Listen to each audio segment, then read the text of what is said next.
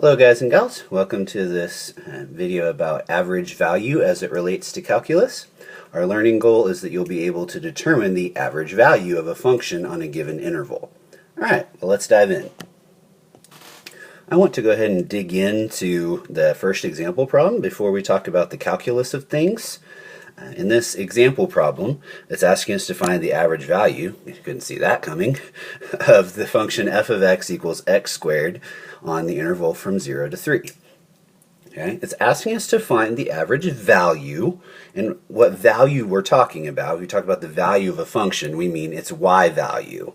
Okay? Or in other words, the height of the function. The y value determines its vertical location, how high it is above or below the x-axis. And the function that determines that height in this problem is x squared, okay, which creates the nice little parabola there. We're working on the interval from 0 to 3, and I'll mark that here on the x-axis. We're going to start by finding an estimate of this average value. I'm doing this to kind of just help you understand and get a good sense of the calculus formula we'll be looking at in a minute. But don't feel pressured to write all of the stuff down in this part as we're just estimating. And if you do, certainly don't take up the entire workspace because we're going to go back and work it for real after we look at the formula. Okay, so how would you estimate the average height of the function from 0 to 3? Give it a thought. Come see what could you do? I'll stop talking for about 10 seconds to let you think. How could we do it?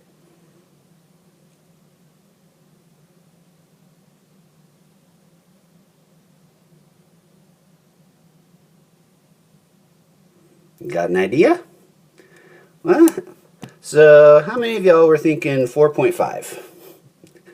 Well, not bad for an initial guess. We've got the lowest point is at 0 and the highest is 9, so halfway between is 4.5.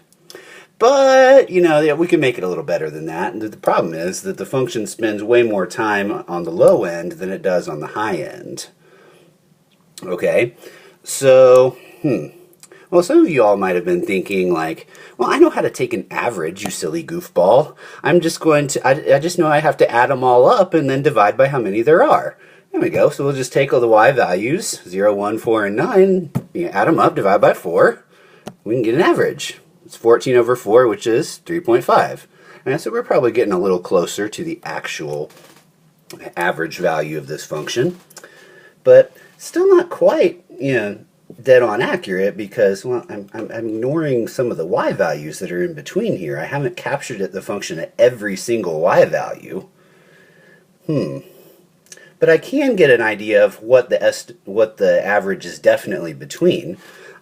This is an increasing function, so I can overestimate it using the larger numbers in the table, which are on the right-hand side of each interval. You can kind of see where this is going, right?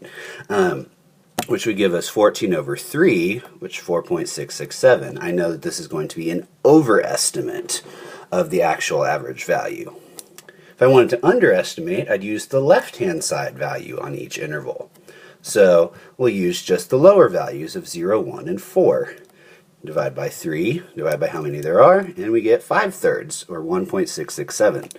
So I know that the average value is between those two numbers, because this function is always increasing on the interval from 0 to 3 at least. Okay? Well, how could we make this estimate better? What do you think?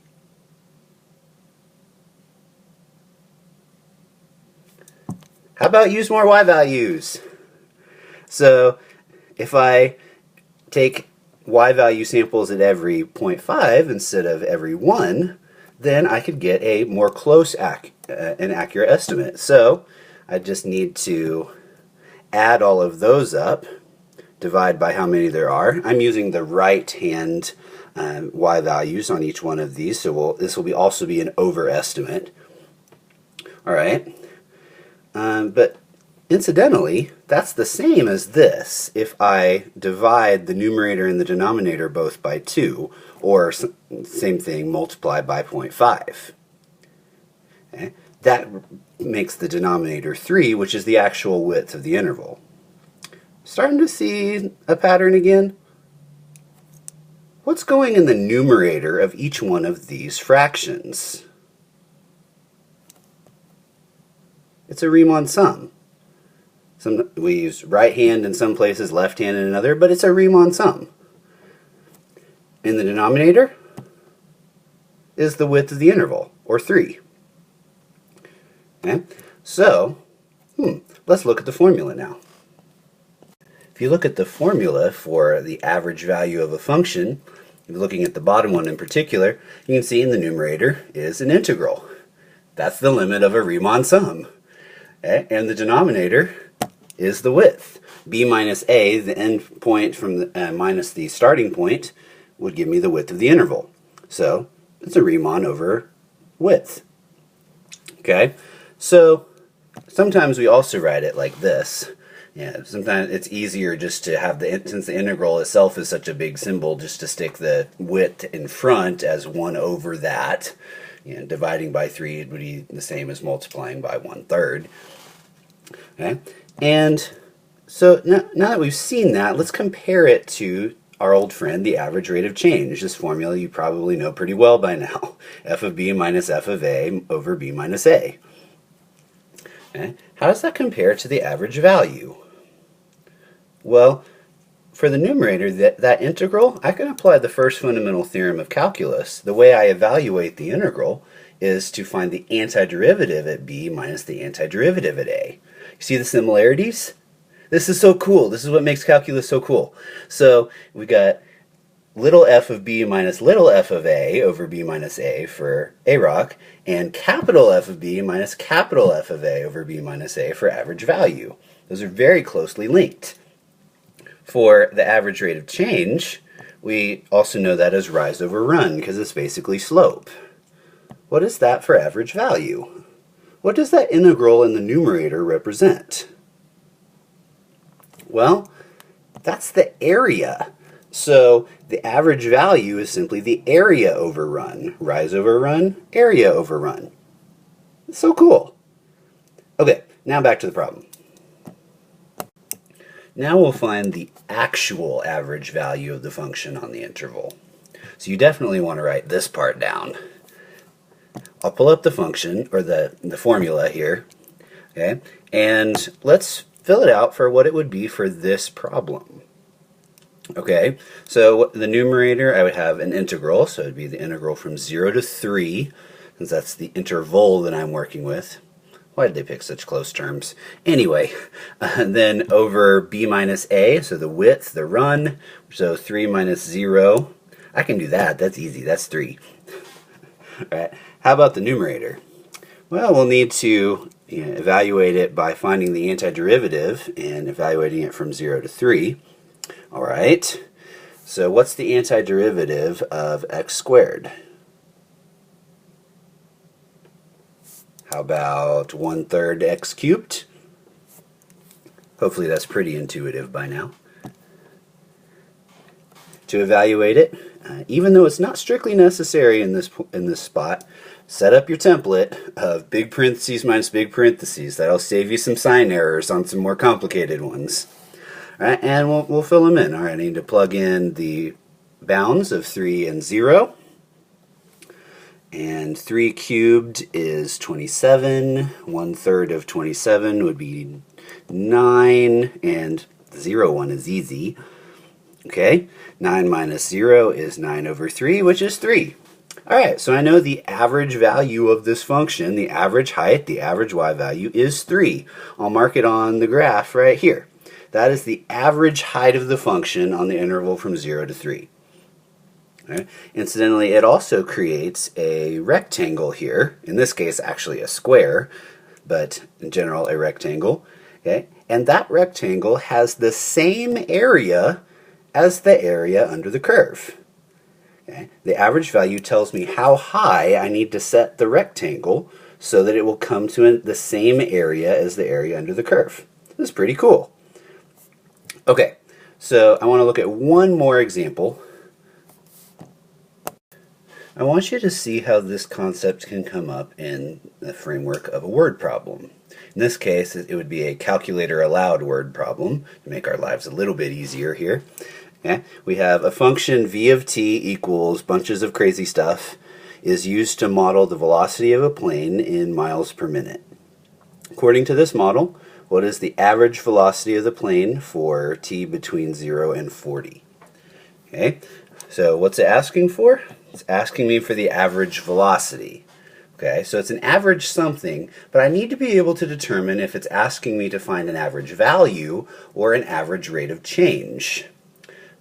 The particular thing you want to look at is to notice that the velocity there that it's asking for is the same as the function they gave me. I want the average of the function they gave me. So that tells me I need to find an average value. If they had given me a function for position and wanted average velocity, velocity being the rate of change of position, then if they wanted average velocity, I would need to do an average rate of change to get there.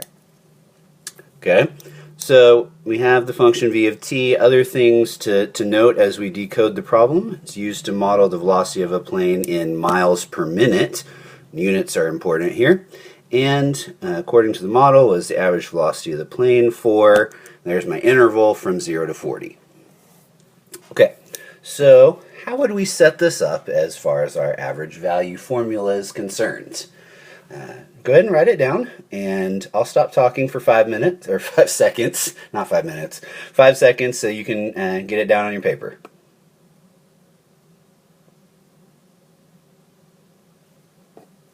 Alright, so we're doing area over run, or integral over run. So 0 to 40 of my function v of t in this case. And in the denominator, I have the width of my interval from 40 to 0, 40 minus 0. That denominator is 40. And now how are we going to get the value of the integral? I certainly don't want to do that by hand. You remember how to do it in the calculator? Presuming I've shown you at this point, surely I have by the time you're watching this video. In your TI-84, if that's what you're using, okay, then the calculator steps would be Math 9 on the main screen, or Second Trace 7 if you've already got it on a graph. Now, using either one of those can get you the value of the integral. So the value I got was 236.651. Check me and make sure that you get the same number so you know how to do it. Also make sure your calculator's in radian mode. Then I will just simply divide that by 40, which is why it's helpful to do it in the main screen actually. It's easier to divide by 40 then. Otherwise make sure you use all the decimal places. So that way you get 5.916. And am I done? Nope, I need the units, miles per minute. Alright, that's all folks. And that probably is too much cool calculus for you to take in one day. So I'll see you in class.